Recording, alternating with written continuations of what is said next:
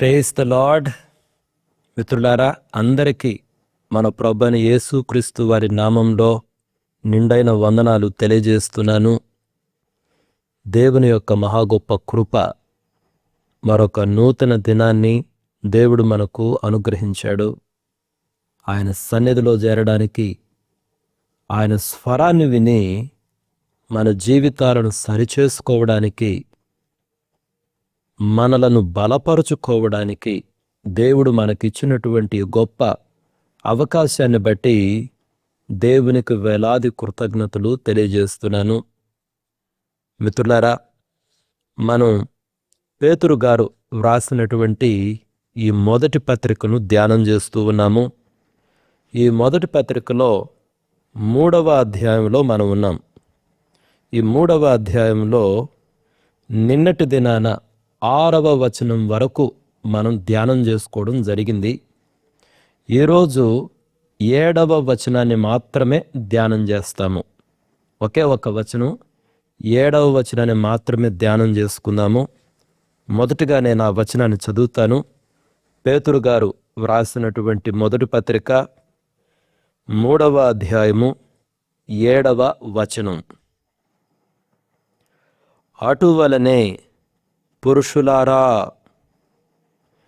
జీవమను కృపావరములో మీ భార్యలు మీతో పాలివారయ్యున్నారని ఎరిగి, ఎక్కువ బలహీనమైన ఘటమని భార్యను సన్మానించి, మీ ప్రార్థనలకు అభ్యంతరము కలుగకుండునట్లు జ్ఞానము చొప్పున వారితో కాపురము చేయుడి.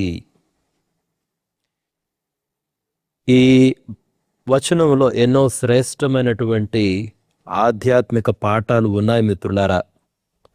మొట్టమొదటిగా మనం ఏం చేద్దామంటే చారిత్రక నేపథ్యాన్ని పరిశీలన చేద్దాం. చూడండి, ఈ మొదటి శతాబ్దపు గ్రీకు రోమన్ ఆనాటి సామాజిక పరిస్థితులను కానీ మనం పరిశీలించినట్లయితే, అప్పట్లో పితృస్వామ్య వ్యవస్థ చాలా బలంగా ఉండేది. కోర్స్ ఇప్పుడు కూడా పితృస్వామ్య వ్యవస్థ అనేక రీతులుగా ఉన్నది, కానీ ఆనాటి దినాలలో ఉన్నంత బలంగా ఇప్పుడు లేదు. స్త్రీలు, తల్లులు కూడా అనేక విషయాల్లో నాయకత్వాన్ని వహించి కుటుంబాలను, సమాజాన్ని నడుపుతూ ఉన్నారు. కానీ ఆనాటి కాలాలలో అయితే పితృస్వామ్య వ్యవస్థ చాలా బలంగా ఉండేది. దాన్ని ఏమంటారంటే ప్యాట్రియా పొటెస్టాస్ అంటారు. ప్యాట్రియా పొటెస్టాస్ అంటే ఒక ఇంట్లో తండ్రి లేదా భర్త సంపూర్ణమైనటువంటి అధికారాన్ని కలిగి ఉండేవాళ్ళు. అంటే ఒక రకంగా అది ఎలా ఉండేదంటే, కొన్ని సందర్భాలలో నిరంకుశ అధికారము, ఒక డిక్టేటర్షిప్ అన్నమాట. ఇక ఇతరుల కుటుంబంలో ఎవ్వరి అభిప్రాయానికి తావుండేది కాదు. ఒక విధమైన నిరంకుశ అధికారం కలిగి ఉండేవాళ్ళు తండ్రి కానీ, పురుషులు కానీ. ప్రత్యేకంగా స్త్రీలనైతే, భార్యనైతే ఒక ఆస్తిగా చూసేవాళ్ళు. ఇంటి పనులు చేయడానికి లేదా పిల్లలను కనడానికి మాత్రమే స్త్రీలను, భార్యలను పరిమితం చేసేటువంటి ఆ వ్యవస్థ అన్నమాట, ఆనాటి వ్యవస్థ. అటువంటి పురుషాధిక్య సమాజంలో పేతురు గారు ఈ మాటలు వ్రాయడం అన్నటువంటిది ఒక విప్లవాత్మకమైనటువంటి మార్పు.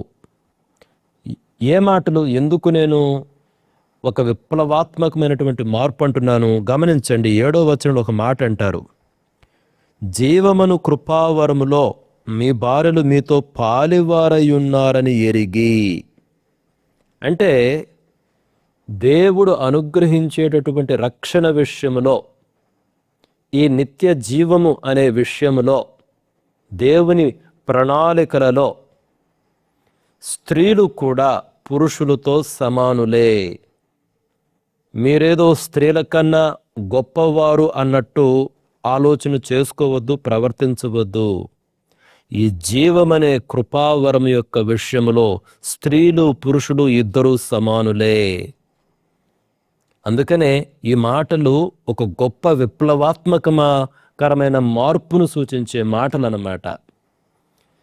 కాబట్టి అటువంటి ఆ దినాలలో ఈ మాటలు వ్రాయబడ్డాయి మిత్రులారా. అంటే ఇద్దరు సమానులే కాబట్టి ఇద్దరు ఒకరిని ఒకరు అర్థం చేసుకొని ఈ యొక్క జీవిత యాత్రను కొనసాగించాలి, జ్ఞానయుక్తంతో ప్రవర్తించాలి అన్నటువంటి సందేశాన్ని ఇక్కడ పేతురు గారు వ్రాస్తూ ఉన్నారు.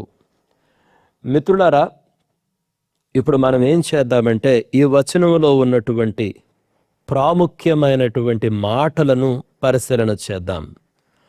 మొదటిది ఏంటంటే, జ్ఞానము చొప్పున వారితో కాపురము చేయుడి.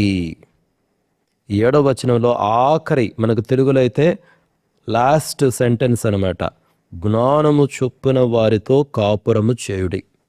ఇక్కడ జ్ఞానము అన్నదానికి ఉపయోగించబడినటువంటి గ్రీకు పదం వచ్చేసి గ్నోసిస్. ఇక్కడ జ్ఞానము అంటే అది కేవలం సాధారణమైనటువంటి జ్ఞానం కాదు. మరి ఏంటది? ప్రతి భర్త కూడా భార్య యొక్క మానసిక, శారీరక మరియు భావోద్వేగ అవసరాలను లోతుగా అర్థం చేసుకోవాలి. అదనమాట ఇక్కడ చెప్పబడినటువంటి జ్ఞానం.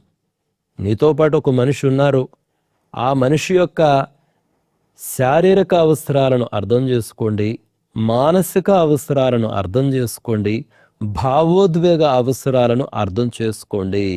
అర్థం చేసుకొని ప్రతి భర్త కూడా తన భార్యతో వివేకంతో ఆవిడ యొక్క ఇష్టాయిష్టాలను గ్రహించి ప్రేమతో జీవించాలి అని తెలియజేస్తున్నాడు. అదనమాట ఇక్కడ ఉన్నటువంటి జ్ఞానము చొప్పున వారితో కాపురము చేయుడి. మరొక మాట, ఎక్కువ బలహీనమైన ఘటమని భార్యను సన్మానించి. ఇక్కడ బలహీనమైన ఘటమని ఏంటి? ఈ మాటలకు అర్థము, ఈ మాటలకు అర్థం ఏంటంటే, స్త్రీలు భౌతికంగా, శారీరకంగా సున్నితమైనటువంటి వారు. అంతేగాని తెలివి విషయంలో కానీ, ఆధ్యాత్మికత విషయంలో కానీ, నేర్పరితనంలో కానీ పురుషుల కంటే బలహీనులు అని మాత్రం అర్థం కాదు. స్త్రీలకు పురుషులకు ఆ విషయంలో ఏమాత్రం వ్యత్యాసం లేదు. తెలివితేటల్లో కానీ, ఆధ్యాత్మికతలో కానీ, చురుకులో కానీ స్త్రీలు పురుషులకు సమానులే. ఇంకా ఒక మాట చెప్పాలంటే, స్త్రీలు పురుషుల కన్నా తెలివైన వాళ్ళు. ఇది మన వ్యక్తిగత అనుభవంలో చాలాసార్లు చూస్తూ ఉంటాం. అయితే ఇక్కడ బలహీనమైన ఘటము అని సన్మానించాలి. బలహీనమైన ఘటం అంటే ఏంటంటే శారీరకంగా సున్నితమైనటువంటి వారు.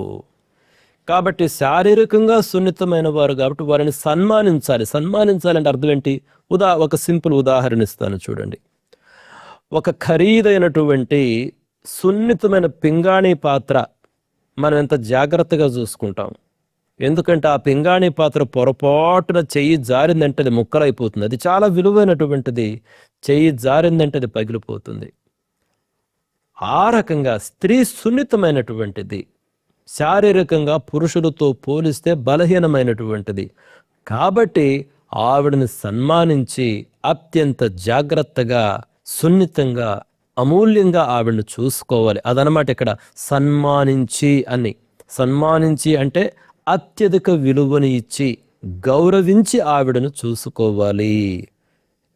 నేను కొన్ని గృహాల్లో చూస్తూ ఉంటా, పురుషుడు వాళ్ళ బలాన్నంతా ప్రదర్శిస్తుంటారు, స్త్రీల పైన కొడుతుంటారు. చాలా భయంకరమైనటువంటి విషయం. అసలు అంత సున్నితమైనటువంటి మనిషిని ఎలా కొడతారన్నటువంటి చాలా ఆశ్చర్యంగా ఉంటుంది నాకు. మిత్రులారా, ప్రత్యేకంగా పురుషులు ఈ విషయాన్ని గమనించాలి. కోప్పడితే కోప్పడండి, కానీ కొట్టడం ఏంటి? కొట్టడం అన్నటువంటిది అది మృగ సంస్కృతి, అది జంతు సంస్కృతి అన్నటువంటి విషయాన్ని మనం గమనించాలి. అంతే కదా, ఇప్పుడు బలమైన జంతువులు బలహీనమైనటువంటి జంతువుల పైన దాడి చేసి చంపుతూ ఉంటాయి. నీ ఇంటిలో ఉండేటువంటి మనిషి పైన నీ బలాన్ని ప్రదర్శించడం ఏమాత్రం అది న్యాయము, సంస్కారం అన్నటువంటి విషయాన్ని ఆలోచన చేయాలి. అదే రేపు ఇంకొకరు నీపైన బలప్రయోగం చేస్తే ఆ విధంగా నువ్వు సంతోషంగా ఉంటావా? న్యాయం కొరకు పోరాడవా? మరి స్త్రీల విషయమైనా అంతే కదా. ఇప్పుడు బల ప్రదర్శన చేయకూడదు. ఏదైనా కోపం రావచ్చు, కోప్పడండి. ఏదైనా మాటల వరకే ఉండాలి, అది ఒక పరిమితిలోనే ఉండాలి. ఆ మాటలు కూడా విస్తారమైనటువంటి పరిధులను దాటిపోకూడదు. చెడ్డ చెడ్డ మాటలు మాట్లాడుతూ అది చాలా భయంకరమైన విషయము. అది అజ్ఞానము. అటువంటి వాళ్ళు ఇంకా అంధకారంలో ఉన్నారు. చాలామంది పురుషులు ఒట్టిపుడానికే కొడతారు భార్యని. వాళ్ళు సంపూర్ణంగా అజ్ఞానులు అన్నటువంటి విషయాన్ని గ్రహించలేదు. చాలా పొరపాటు. దేవుని దృష్టిలో అది అంగీకార యోగ్యమైనదే కాదు. పేతురు గారు చాలా స్పష్టంగా చెప్తున్నారు, ఆవిడ శారీరకంగా బలహీనమైన మనిషి. నీకు బలం ఉందనే కదా నువ్వు కొట్టడం, నీకు బలం ఉందనే కదా. అదే రకంగా మరొక పురుషుడు నీ మీద అట్లా దాడి చేస్తే నువ్వు ఎలా ఫీల్ అవుతావు? నీకన్నా బలహీనమైన మనిషి కాబట్టి నువ్వు సన్మానించాలి, ఇంకా జాగ్రత్తగా చూసుకోవాలి. కాబట్టి మిత్రులారా, స్త్రీని బలహీనమైన, శారీరకంగా బలహీనమైన మనిషిని మనము తెలుసుకొని ఆ మనిషిని ఇంకా జాగ్రత్తగా చూసుకోవాలి. ఒకవేళ ఆ మనిషి మన మీద దాడి చేసినా మనం తట్టుకోగలం. ఎందుకంటే మనకు శారీరకంగా దృఢమైనటువంటి వాళ్ళం స్త్రీలతో పోలిస్తే. కోర్స్ నేను ఆ మాట అంటున్నానని స్త్రీలు దాడి చేయాలని కాదు. అటువంటి పరిస్థితులు వచ్చిన పురుషులు తట్టుకోవచ్చు, ఎందుకంటే స్త్రీని ఆపొచ్చు అలా. అంతేగాని స్త్రీలను కొట్టడం అన్నటువంటిది అత్యంత భయంకరమైనటువంటి విషయము. ఈ విషయాన్ని మనం అన్ని రీతులుగా ఖండించాలి మిత్రులారా. ఆ తర్వాత చూడండి, అది రెండవ ప్రాముఖ్యమైనటువంటిది. మూడవది ఏంటంటే, ఇక్కడ జీవమును కృపావరములో మీ భార్యలు మీతో పాలివారై ఉన్నారు. అంటే ఇప్పుడు దేవుని రక్షణ విషయములో, దేవుడు అనుగ్రహిస్తున్నటువంటి నిత్య జీవము విషయములో, దేవుని ప్రణాళికలలో వాళ్ళు మనతో పాలివారు, సమానులు. ఇక చెప్పండి, మీ గొప్పతనం ఎక్కడ? ఏ విషయంలో మీరు గొప్పవారు? వాళ్ళు మనతో సమానమైన వారు, పాలివారు, సమానమైనటువంటి హక్కులు ఉన్నాయి, సహవారసులు. ఇక్కడ ఉన్నటువంటి గ్రీకు పదానికి సింక్లరోనోమోయిస్ అంటారు. గ్రీకులో సింక్లరోనోమోయిస్, ఆ పదానికి అర్థం ఏంటంటే సహవారసులు. అంటే దేవుని రక్షణలో, నిత్య జీవములో భార్యాభర్తలు ఇద్దరు సమాన వారసులు. ఆధ్యాత్మికంగా దేవుని ముందు ఇద్దరి మధ్య ఎలాంటి భేదము లేదు. నువ్వు స్త్రీవైనా కానీ పురుషుడివైనా కానీ ఏ భేదము లేదు. పౌలు గారు అంటారు కదా గలతీయులకు రాసిన ఆ పత్రికలో 3వ అధ్యాయంలో, నువ్వు రోమియుడు కానివ్వు, నువ్వు గ్రీకువాడువు కానివ్వు, నువ్వు యూదుడు కానివ్వు, నువ్వు ఎవరివైనా కానీ దేవుని ఎదుటి ఏ భేదము లేదు. అదేవిధంగా నువ్వు స్త్రీ కానీ ఈ పురుషుని కానీ దేవుని ఎదుటి ఏ భేదము లేదు. నేను మరొకసారి చెప్తున్నాను మిత్రులారా, చాలా స్పష్టంగా చెప్తున్నాను, స్త్రీ బోధించకూడదని చెప్పే బోధలు తప్పు. స్త్రీ వాక్యాన్ని బోధించకూడదు, స్త్రీ సంఘములో ఆరాధించకూడదు, పాటలు పాడకూడదని చెప్పే బోధలు అవి 100కు 100% తప్పు. అయితే పురుషుని శిరస్సుగా కలిగి స్త్రీ ఉంటుంది. అది న్యాచురల్ ఆర్డర్, దేవుని సృష్టిలో ఉన్న మర్మము. స్త్రీ ఎప్పుడు కూడా పురుషుని యొక్క ఆధిపత్యంలో, ప్రొటెక్షన్లో ఉంటుంది. ఆధిపత్యం అంటే ఏదో నిరంకుశ పాలన కాదు. ఆ ప్రొటెక్షన్లో పురుషుని శిరస్సుగా కలిగి ఉంటుంది. ఇప్పుడు యేసుక్రీస్తు ప్రభువారికి తండ్రి అయిన దేవుడు ఏ విధముగా శిరస్సో, ప్రతి పురుషునికి యేసుక్రీస్తు ప్రభువారు ఏ విధముగా శిరస్సో, పురుషుడు స్త్రీకి శిరస్సు. ఇప్పుడు యేసుక్రీస్తు ప్రభువారు పురుషునికి శిరస్సు కాబట్టి యేసుక్రీస్తు ప్రభువారు పురుషుని ఊరక కొడితే ఎలా ఉంటుంది? ఊరక మొటికాయలు వేస్తుంటే నేను నీకు శిరస్సును కదా అని అట్లా చేయలేదు కదా. ఆయన మన కొరకు తన ప్రాణము పెట్టాడు. ఆ రకముగా పురుషుడు స్త్రీని అత్యంత విలువైన మనిషిని చెప్పి, సున్నితమైన మనిషిని చెప్పి మరి ఎక్కువగా మనం గౌరవించాలి. అంతే కదా. మరి ఇళ్లలో చూడండి, ఏదైనా బలహీనమైనటువంటి వారి ఎడల ప్రత్యేకమైన శ్రద్ధను వహిస్తాం కదా. ఆ రకమైనటువంటి దృక్పథాన్ని మనం కలిగి ఉండాలి మిత్రులారా. కాబట్టి జీవమును కృపావరము విషయంలో భార్యాభర్తలు ఇద్దరు సహవారసులు, సమానులు, దేవుని ప్రణాళికలలో సమానులు. స్త్రీ వాక్యము బోధించవచ్చు, స్త్రీ సంఘములో ఆరాధించవచ్చు. అయితే ఒక విషయం ఏంటంటే, స్త్రీ ఎప్పుడు కూడా పురుషునికి లోబడి ఉండాలి. ఇక్కడ లోబడి ఉండాలి అంటే అది ఒక న్యాచురల్ ఆర్డర్. పిల్లలు తల్లిదండ్రులకు ఎలా లోబడి ఉంటారు? ఒక కాలేజీలో విద్యార్థులు టీచర్లకు ఎలా లోబడి ఉంటారు?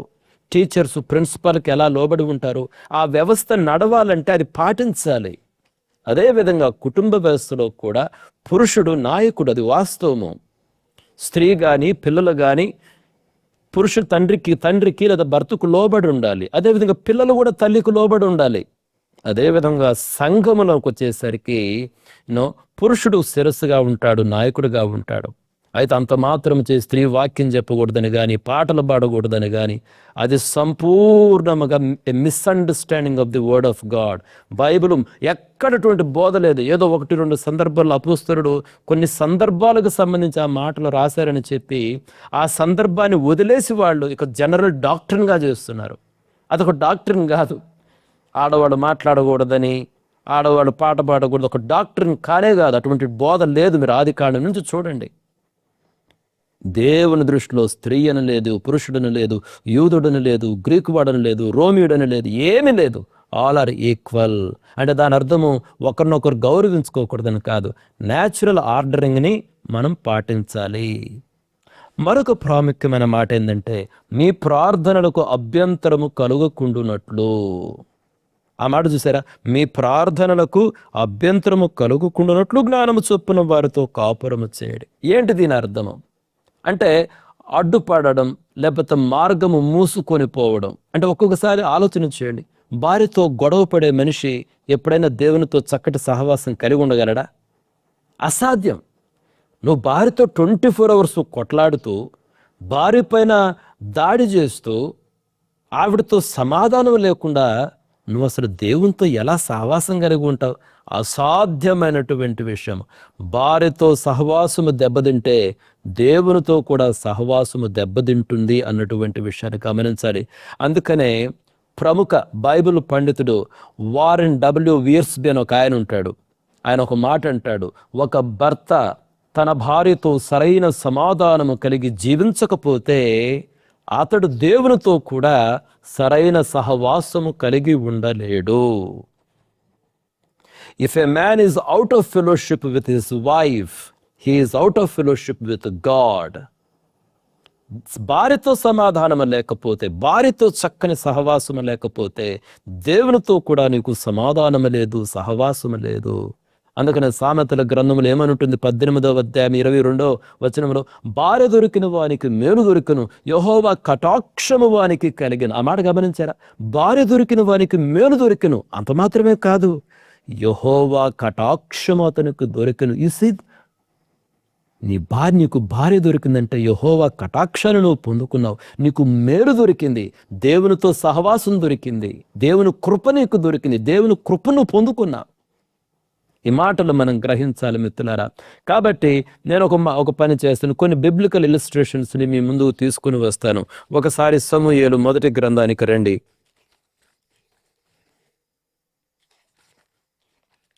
సమూయేలు మొదటి గ్రంథము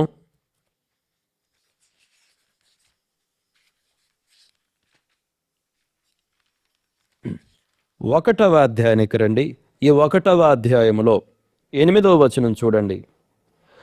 ఆమె పెనిమిటి అయిన ఎల్కానా, హన్నా, నీవెందుకు ఏడ్చుచున్నావు? నీవు భోజనము మానుట ఎలా? నీకు మనోవిచారం ఎందుకు కలిగినది? 10 మంది కుమారుల కంటే నేను నీకు విశేషమైన వాడను కానా అని ఆమెతో చెప్పుచూ వచ్చెను. హన్నాకు పిల్లలు లేరు. అదొక గొప్ప వేదన, తీవ్రమైన వేదన. అంత మాత్రమే కాదు, పెనిన్నా రెచ్చగొడుతూ ఉన్నది, బాధ పెడుతూ ఉన్నది. హన్నా కృంగిపోయిన స్థితిలో ఉన్నది, ఏడుస్తూ ఉన్నది. అయితే ఎల్కానా ఎలా ప్రతిస్పందించాడో చూడండి. హన్నా, నీవెందుకు ఏడ్చుచున్నావు? నీవు భోజనము మానుట ఎలా?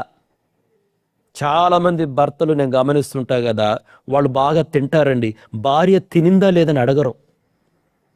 ఒక మంచి మటన్ కూర చూస్తే, ముక్కల కూర చేస్తే భర్త బాగా తిని రాత్రికి కూడా నాకు ఉంచొని అడుగుతాడు, కానీ నువ్వు తిన్నావా?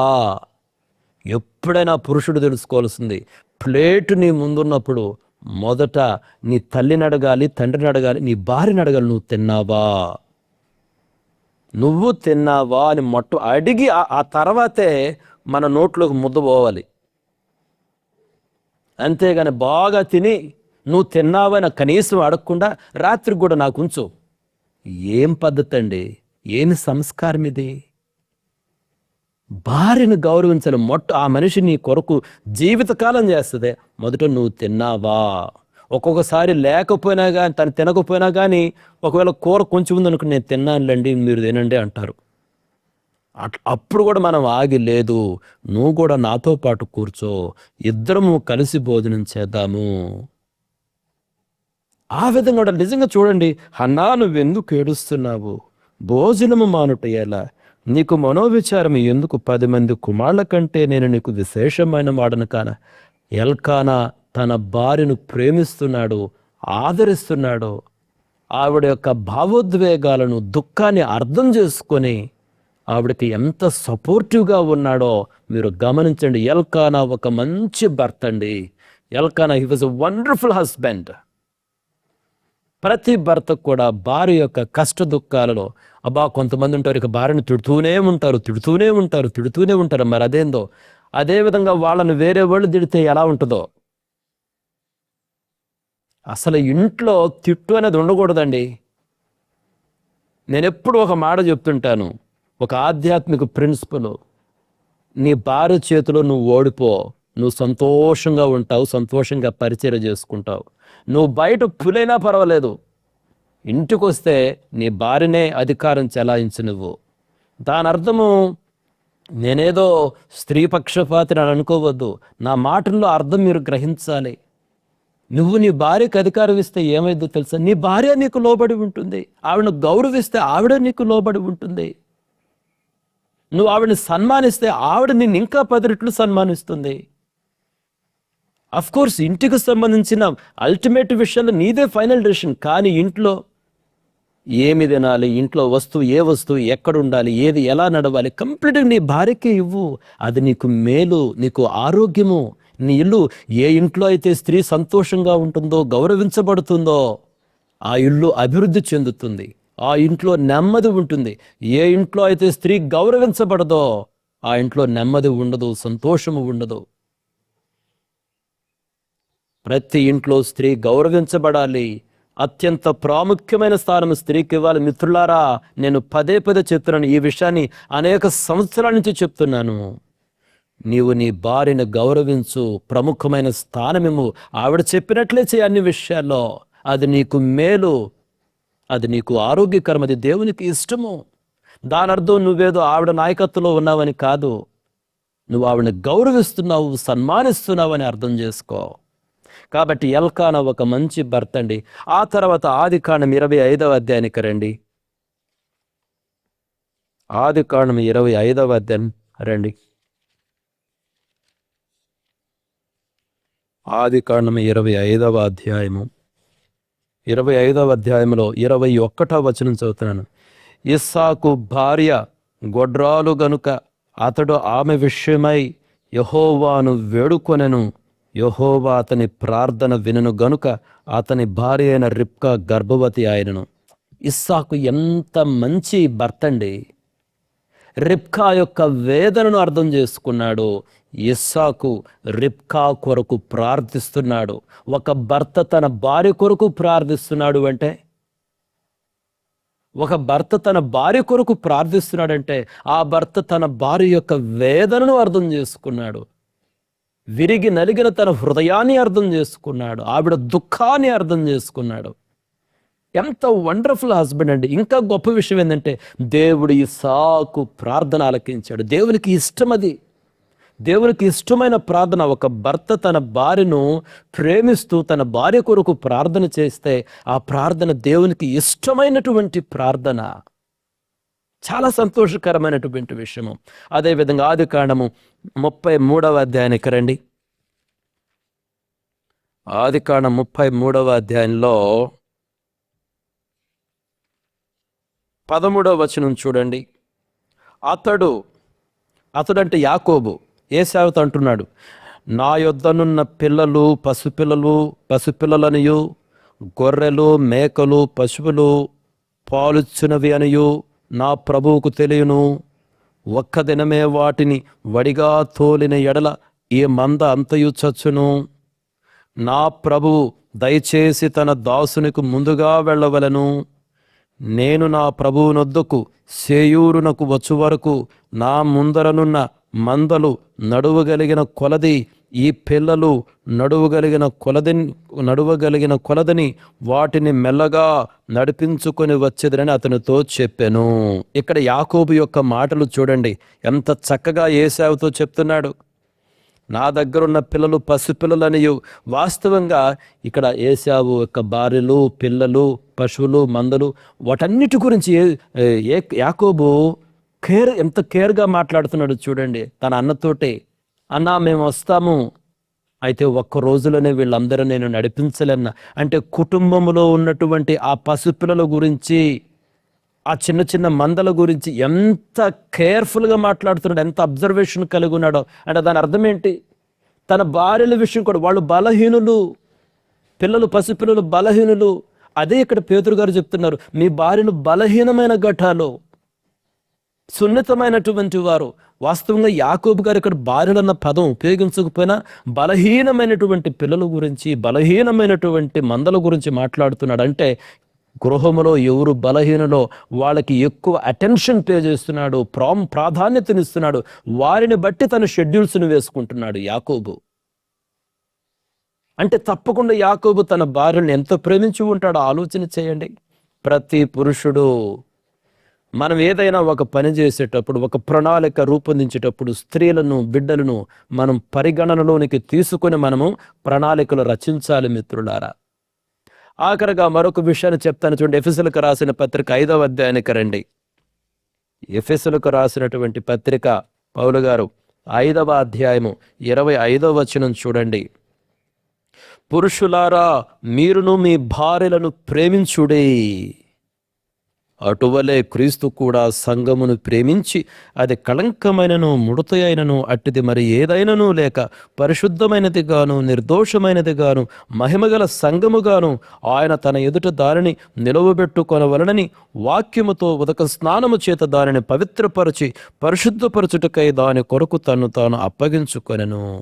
పురుషులారా మీ భార్యలను ప్రేమించుడి అని చెప్తూ యేసుక్రీస్తు ప్రభువారు సంఘము కొరకు ఏమి చేస్తున్నాడో తెలియజేస్తున్నాడు.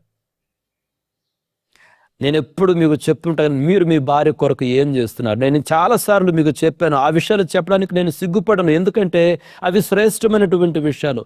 ఉదయాన్నే లేచినప్పుడు మీరేం చేస్తున్నారు? కొంతమంది ఉదయాన్నే లేచినప్పుడు భార్య మీద ఏమై ఇటీ పెట్టుకురాపో, ఇంక ఇదే పని. అసలు ఏంది ఆ పదం ఏంటి? ప్రేమతో పిలువు, దగ్గరకు ప్రేమతో పిలువు. పొద్దున టీతో కాదు ప్రారంభమవలసింది. పొద్దున లేస్తే మొట్టమొదటి నువ్వేం చేయాలి? నీ భార్యను నువ్వు కౌగిలించుకోవాలి. చక్కటి ఒక ముద్దుతో ప్రారంభించు. మీరు అనుకోవచ్చు, ఏందబ్బా సారి మాట్లాడుతున్నారని. ఇవి చాలా అవసరమైనటువంటి మాటలు కుటుంబంలో. భార్యను మొట్టమొదటి చేసే పని అదే చూడండి. మొట్టమొదటి రోజులో పలికే మాట ఐ లవ్ యూ. ఆ రకంగా దినాన్ని ప్రారంభించు. నీ భార్యకు నువ్వు ఐ లవ్ యూ చెప్పకపోతే ఇంకెవరో చెప్తావు లోకంలో. ఏందబ్బా సార్ ఇట్లా మాట్లాడతారు అనుకోవద్దు. ఇది జీవానికి సంబంధించిన విషయం. మళ్ళీ పుట్టుము, మళ్ళీ బ్రతకం. ఒకసారే పుడతాం, ఒకసారే బ్రతుకుతాం. చక్కటి జీవితాన్ని జీవించు. నువ్వు మొట్టమొదటి చేయాల్సింది చిరాకు మాటలతో కాదు, అరుపులతో రంకెలతో కాదు, ప్రేమతో ప్రారంభించు. ఒక చక్కటి మాటతో ప్రారంభించు. ఐ లవ్ యూ అన్నటువంటి మాటతో ప్రారంభించు. దినానికి ఒక మంచి బిగినింగ్, ఒక మంచి స్టార్ట్. ఒక రోజుని ఎలా ప్రారంభిస్తున్నావు? మనం ఏ విధంగా యేసుక్రీస్తు ప్రభు దగ్గర పోయి దేవా స్తోత్రం అంటాం, అంతే కదా. మనం నిద్రలేసిన వెంటనే ఫస్ట్ అంటాం యేసయ్యా వందనం అంటాం. నేనైతే అంతే, నిద్రలేసిన వెంటనే చాలా సందర్భాల్లో టక్కన ఆ మంచం పట్టుకుంటే మోకరించి వందనాలు చెప్పి తర్వాత నా అడుగులు నా భార్య దగ్గరికే పోతాను. తను నిద్రపోతున్నా సరే దగ్గరకు ఐ లవ్ యూ అని చెప్పి నేను ముద్దు పెట్టుకుని నా దినం ప్రారంభిస్తా. ఎందుకంటే నాతో పాటు ఈ జీవిత యాత్రలో తను భాగస్వామి, ఈ జీవితానికి భాగస్వామి. తనను గౌరవించకపోతే, ప్రేమించకపోతే ఇంకెవరు నేను గౌరవించాలి, ప్రేమించాలి? తను బాగుంటే నేను బాగుంటా. తను సపోర్ట్ చేస్తుంది కాబట్టి ఇంత పరిచయం చేయగలుగుతున్నా. మిత్రులారా చూడండి, యేసుక్రీస్తు ప్రభువారు సంఘమును ఎంతగా ప్రేమించారు. తన ప్రాణమును పెట్టాడు ఆయన. దినము మన కొరకు ఆయన మొరపెడుతున్నాడు. దినము తన పరిశుద్ధాత్మను మనకిచ్చాడు. తన రూపములోకి మనలను మార్చడానికి ఎంతగా త్యాగమయ్యాడు ఆయన. ఎన్ని గొప్ప విషయాలు కదా. కాబట్టి మిత్రులారా, సమయం అయిపోయింది కాబట్టి నేను ముగిస్తున్నాను. కొన్ని ఆధ్యాత్మిక పాఠాలు, 4 ప్రాముఖ్యమైన ఆధ్యాత్మిక పాఠాలు కూడా ఉన్నాయి. మొట్టమొదటిది ఏంటంటే, ఆధ్యాత్మికంగా స్త్రీ పురుషులు ఇద్దరూ సమానులే. స్త్రీలేమి తక్కువ కాదు, ఇద్దరూ సమానులే. అది మొదటి విషయం. రెండోది, మన ప్రేమ అవగాహనతో కూడిన ప్రేమ అయి ఉండాలి. అవగాహన అంటే ఆవిడ శారీరకంగా సున్నితమైనటువంటిదని, తన మానసిక, శారీరక, హృదయపరమైన, భావోద్వేగమైనటువంటి అవసరతలు గుర్తించి పురుషుడు భార్యను ప్రేమించాలి. అంతేగాని మూర్ఖంగా మాట్లాడకూడదు, మూర్ఖుడుగా ఉండకూడదు భర్త. అది రెండో విషయము.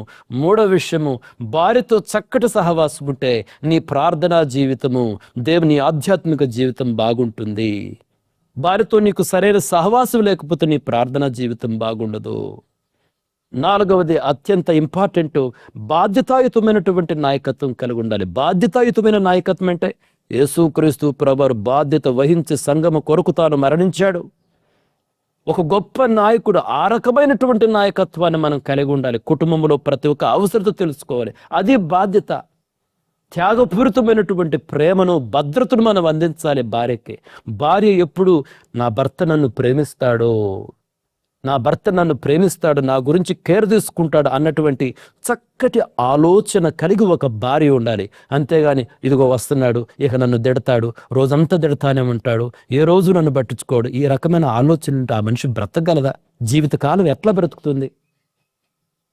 కాబట్టి మిత్రులారా, ఈ విషయాలను గ్రహించడానికి సంపూర్ణమైనటువంటి కృపను దేవుడు మనలో ప్రతి ఒక్కరికి అనుగ్రహించాలని కోరుకుంటూ ముగిస్తున్నాను. May God bless each one of you. Thank you.